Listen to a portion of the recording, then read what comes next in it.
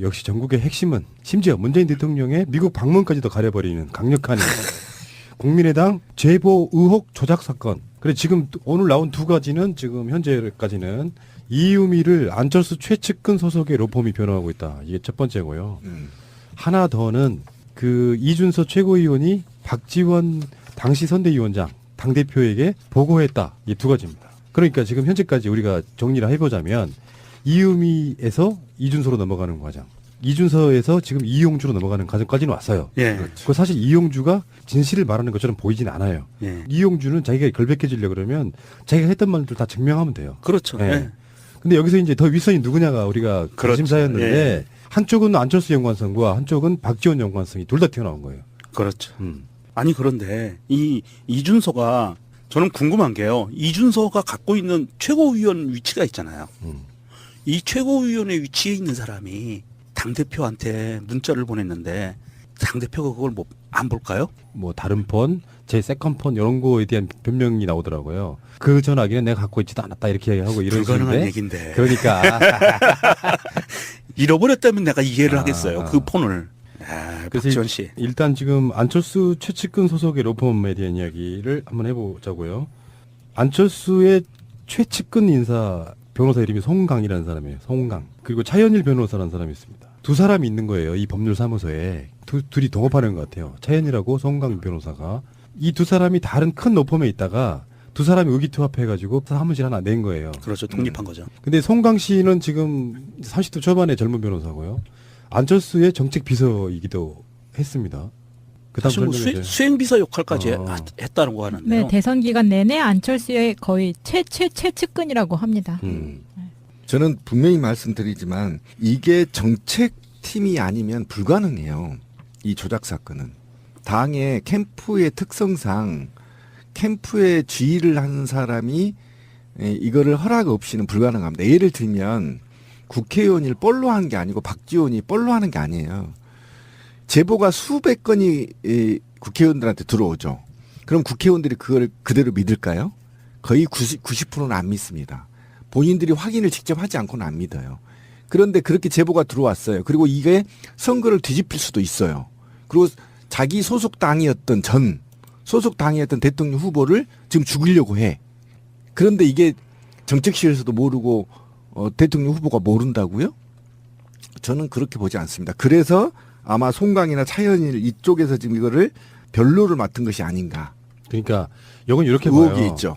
송강은 안철수의 최측근이잖아요. 송강이라고 하는 변호사가, 그 젊은 변호사가.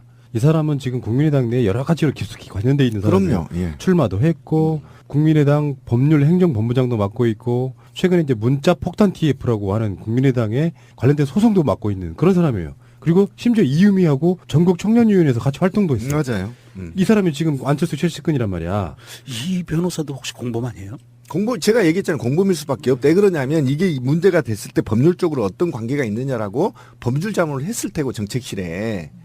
그러니까 이게 다 알고 있는 짜고 치는 고스톱이라니까요. 그러니까 지금 제가 이야기하려고 하는 게 그런 얘기인데 송강이라고 하는 변호사가 안철수의 최측근인데 만약에요. 이유미가 독단적으로 하는 행동이라고 하면 안철수 입장에서는 송강이 이유미 변호를 맡는 거를 하지 말라고 했을 거예요. 당연히 관련이 그렇죠. 없다면. 또 오해받으니까. 네. 네. 그런데 그거를 변론을 맡아. 지금 이 사람 이유미뿐만 아니라 이준석까지도 지금 아까 송강에 가장 같이 사무실 내고 있다는 차현일한테 두 사람 다 사건을 지금 변호사를 맡겼단 말이에요. 이렇게 되면 그러네요. 어떤 상황에서만 이게 가능할까요? 안철수가 그 사건을 알고 있고 어떤 책임이 있는 상황에서만 가능한 거예요. 비슷한 사례가 얼마 전에부터 벌어졌잖아요. 우리 박근혜 변호인단이 최순실과 정유라까지 같이 맡아가.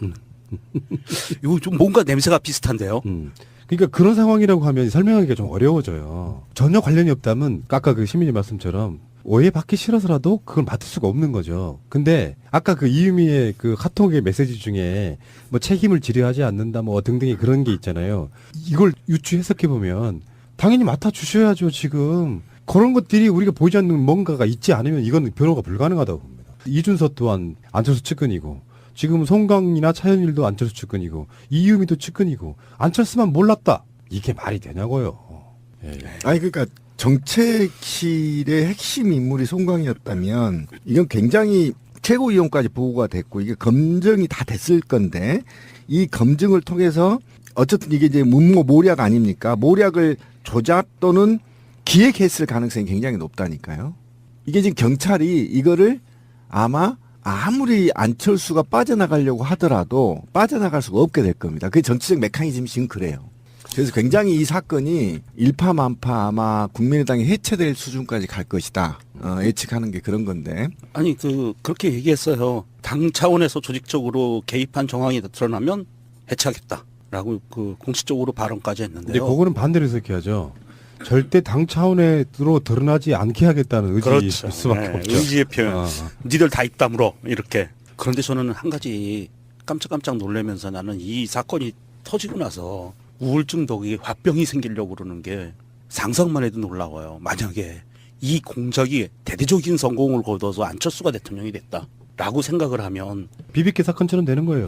이용주가 법무부 장관 됐을 거 아니에요. 그렇겠죠. 그건 아닐 거야. 어쨌든 그런데 저는 마음이 편하지가 않아요. 왜 그러냐면 지금 당내 관계자하고 좀 통화를 한번 해봤는데 당의 안철수 축출 세력들이 있고요. 근데 왜 갑자기 당내에서 이게 불거졌느냐.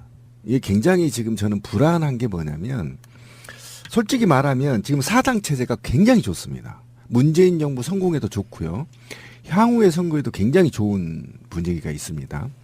그런데 누군가가 당내에서 국민의당을 해체하고 일부는 민주당으로 들어가고 일부는 바른정당으로 가려고 하는 세력이 보인다. 이런 겁니다. 왜 그러냐면 지금 이대로 가면 광주에서 지방선거 박살납니다. 그럼 그 이후에 존립 자체가 흔들리거든요. 그러면 어떻게 공천을 할 거냐? 얘 지금 물음표가 던져 있는 겁니다. 국민의당에서는. 그리고 더 크게 한번 볼까요? 지금 양당 체제를 완고하게 바라는 자본과 기득권 세력들이 어떻게 하면 국민의당과 바른정당을 깨서 바른정당은 자유한국당으로 가게 하고 국민의당은 민주당으로 가게 해서 양당 체제로 가야 다음 정권에서 한번 쌓아볼 만 하거든요. 그런데 지금 바른정당과 국민의당이 중간 지점에서 있는 한 자유한국당이 새누리당 계열의 자유한국당이 다음 정권에 요원하거든요. 그러니까 이 판을 흔들려는 음모 세력들이 지금 국민의당에서 깊게 관여하고 있다라는 것이 포착되고 있고 정황이 드러나고 있는 거거든요.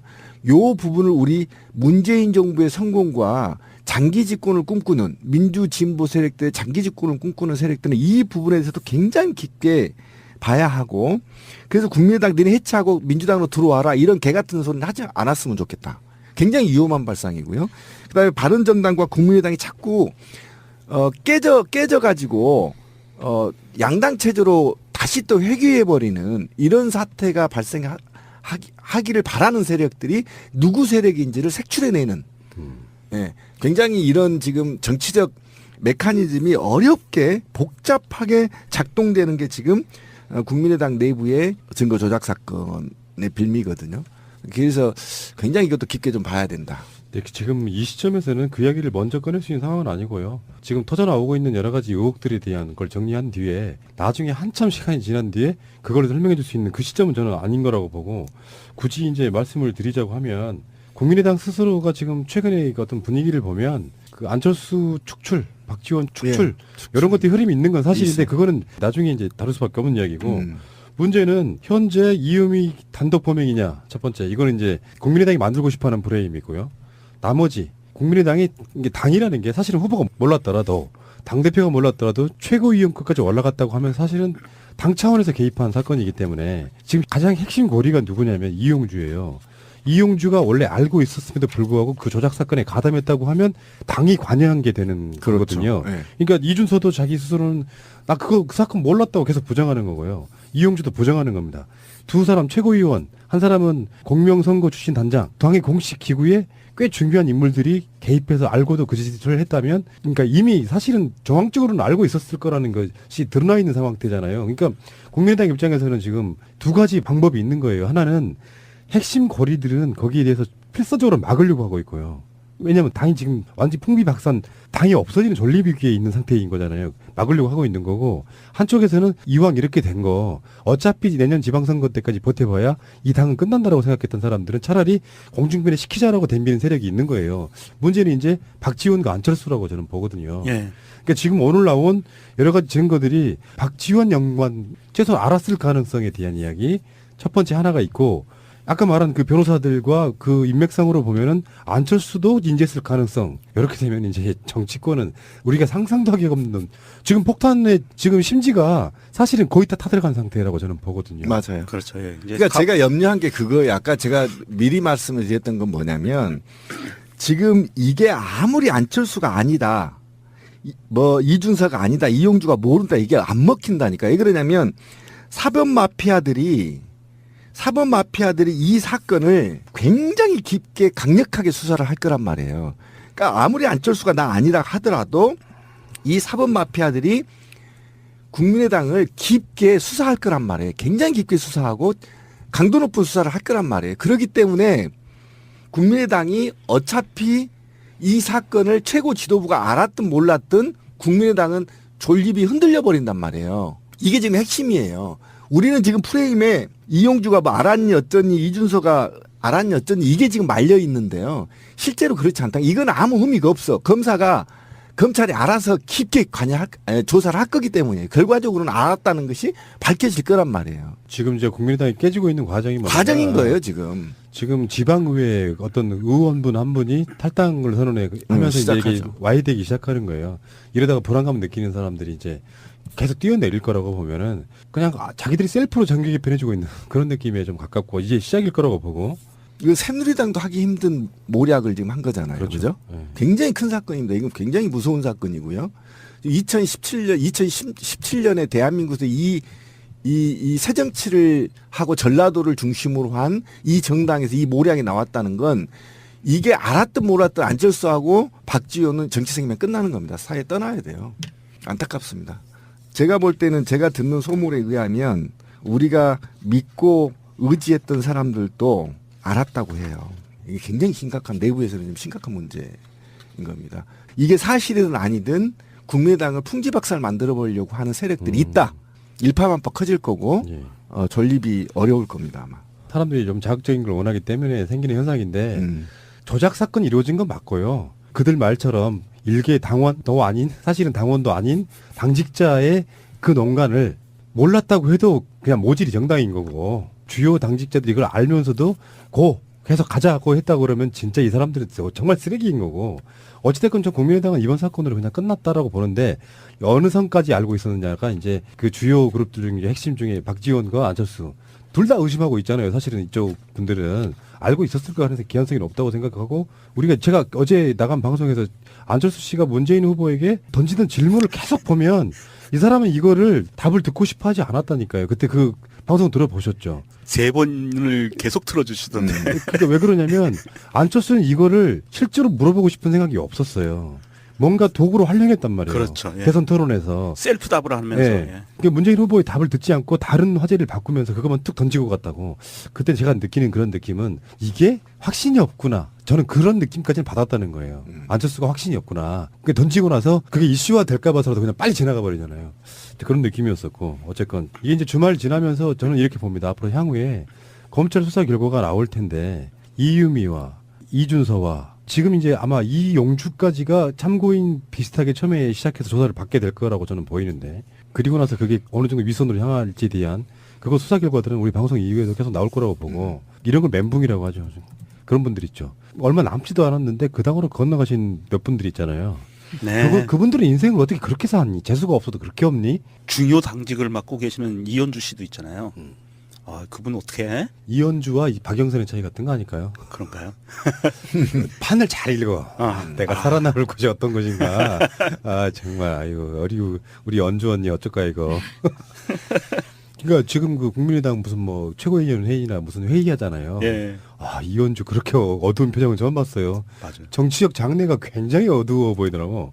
발언도 예, 풀이 죽었어요. 예, 알겠습니다. 자, 안철수 최측근 변호사들 이음이 변론 맡아. 왜?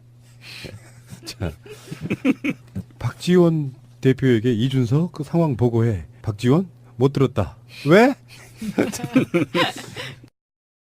최고위원 위치가 있잖아요. 음.